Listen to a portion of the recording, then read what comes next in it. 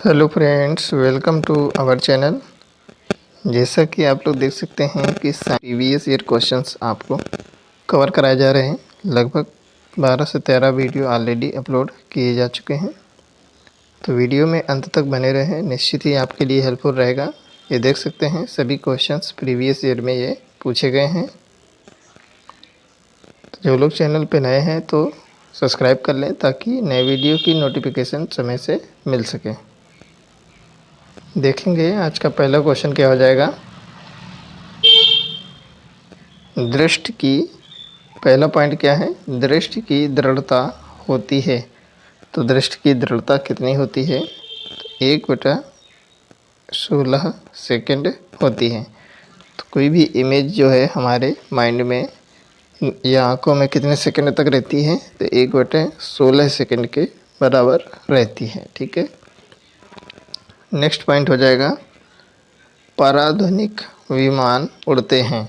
पराध्वनिक विमान उड़ते हैं तो किस हिसाब से, तो ध्वनि की चाल से अधिक चाल से उड़ते हैं। ठीक है, ध्वनि की चाल से ज़्यादा तीव्रता से उड़ते हैं पराध्वनिक विमान। नेक्स्ट पॉइंट हो जाएगा, ध्वनि का एक महत्वपूर्ण अभिलक्षण यानी कि तारतम्य, उसी को हम लोग पिच कहते हैं, निर्भर करता है। तो ध्वनि का एक महत्वपूर्ण अभिलक्षण पिच या तारतम्य आवृत्ति पर निर्भर करता है। ठीक है, नेक्स्ट पॉइंट देखेंगे, ध्वनियों के छोटे विभाजनीय ध्वनि इकाइयों को स्पष्ट करता है, जिसमें से प्रत्येक की एक अस्मिता होती है। तो क्या होती हैं, ध्वनियों के छोटे विभाजनीय ध्वनि इकाइयों को स्पष्ट करता है। तो कौन होता है, ध्वनि ग्राम। ठीक है, ध्वनि ग्राम उसको बोलते हैं जो छोटे विभाजनीय ध्वनि इकाइयों को स्पष्ट करता है। नेक्स्ट हो जाएगा पॉइंट, ध्वनि का वेग अधिकतम होता है। तो ध्वनि का वेग अधिकतम कितना होता है, तो स्टील में अधिकतम होता है। ठीक है, यानी कि जो भी मेटल्स होती हैं उसमें ध्वनि का वेग अधिकतम माना जाता है, तो इसलिए ऑप्शन आपका स्टील सही माना गया। ठीक है, नेक्स्ट पॉइंट देखेंगे, दूर संचार के लिए प्रयुक्त तरंगे हैं। तो दूर संचार के लिए प्रयुक्त तरंगे माइक्रोवेव या सूक्ष्म तरंगे होती हैं। ठीक है, नेक्स्ट पॉइंट हो जाएगा, दूरदर्शन प्रसारणों में ध्वनि संकेतों को प्रेषित करने में प्रयुक्त तकनीक है। तो कौन सी तकनीक है, दूरदर्शन प्रसारणों में ध्वनि संकेतों को प्रेषित करने में, तो आवृत्ति मॉडुलन यह तकनीकी है। ठीक है, नेक्स्ट पॉइंट देखेंगे, किसी टीवी सेट को चलाने के लिए रिमोट नियंत्रण इकाई द्वारा प्रयोग किया जाता है। तो रिमोट नियंत्रण इकाई द्वारा क्या प्रयोग होता है, तो अवरक्त व रेडियो तरंगों का प्रयोग किया जाता है। ठीक है, नेक्स्ट पॉइंट हो जाएगा, ध्वनि हानिकारक ध्वनि प्रदूषक कहलाती है।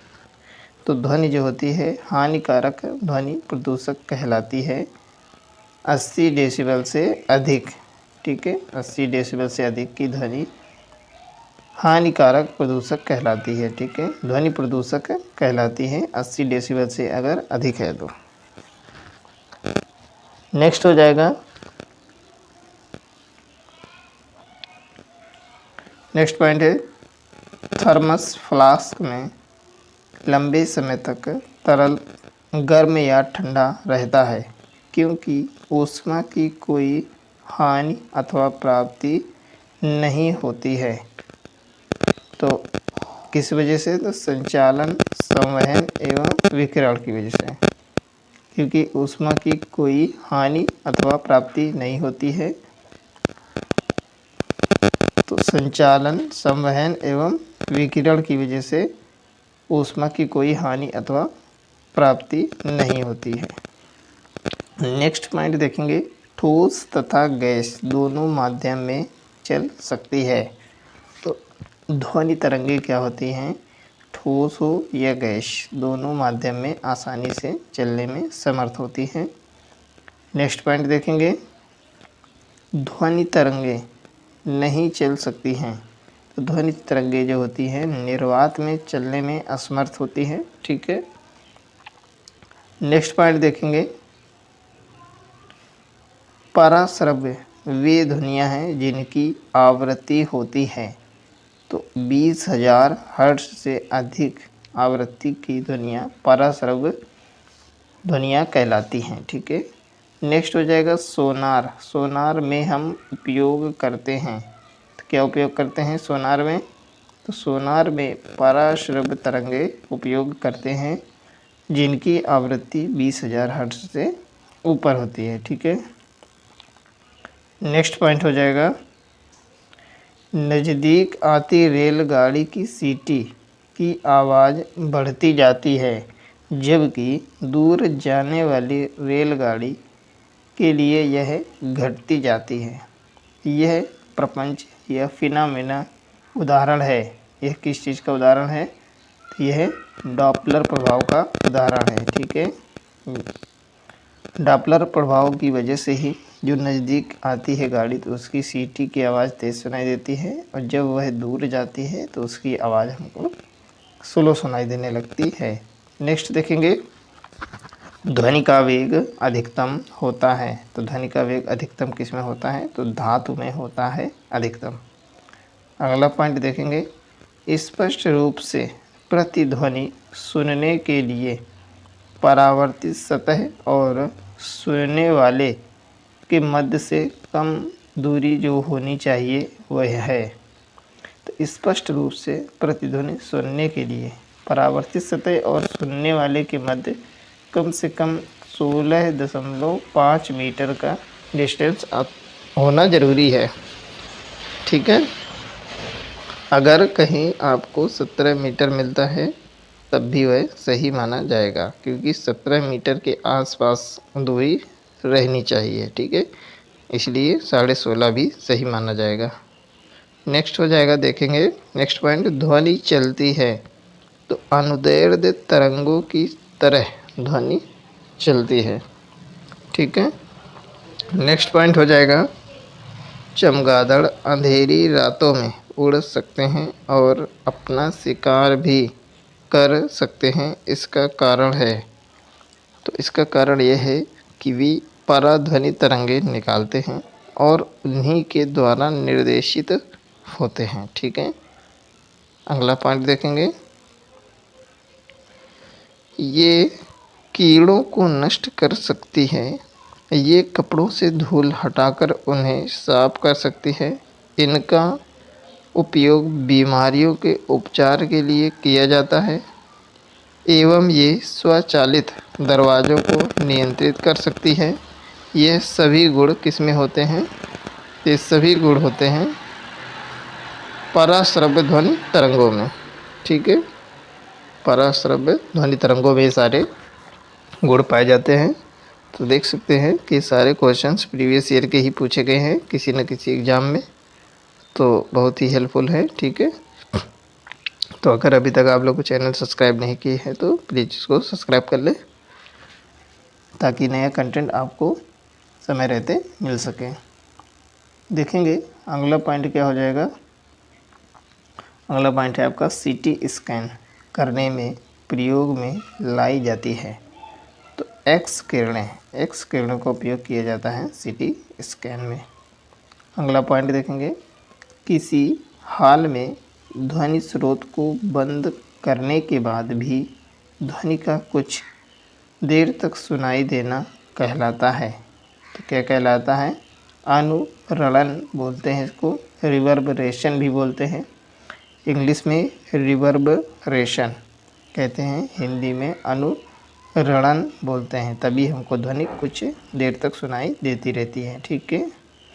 अगला देखेंगे, रेडियो तरंगों द्वारा वस्तुओं की उपस्थिति और स्थिति ज्ञात करने के लिए मुख्य रूप से प्रयोग किया जाता है। तो किसका उपयोग किया जाता है?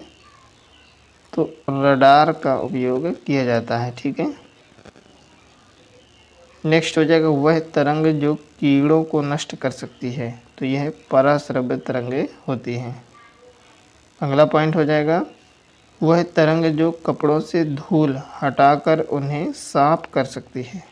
यह पराश्रव्य तरंग होती हैं। अगला हो जाएगा वह तरंग जो बीमारियों का उपचार कर सकती है और स्वचालित दरवाज़ों को नियंत्रित कर सकती है। तो कौन सी ध्वनियाँ हैं? तो यह पराश्रव्य तरंगें हैं। ठीक है, जो बीमारियों का उपचार कर सकती हैं और स्वचालित दरवाज़ों को भी नियंत्रित कर सकती हैं। नेक्स्ट पॉइंट हो जाएगा तरंगों की लंबाई सर्वाधिक छोटी होती है। तो तरंगों की लंबाई गामा किरणों की सर्वाधिक छोटी होती है। नेक्स्ट पॉइंट होगा लहरें एक स्थान से दूसरे स्थान को संचारित करती हैं। तो लहरें एक स्थान से दूसरे स्थान को ऊर्जा संचारित करती हैं।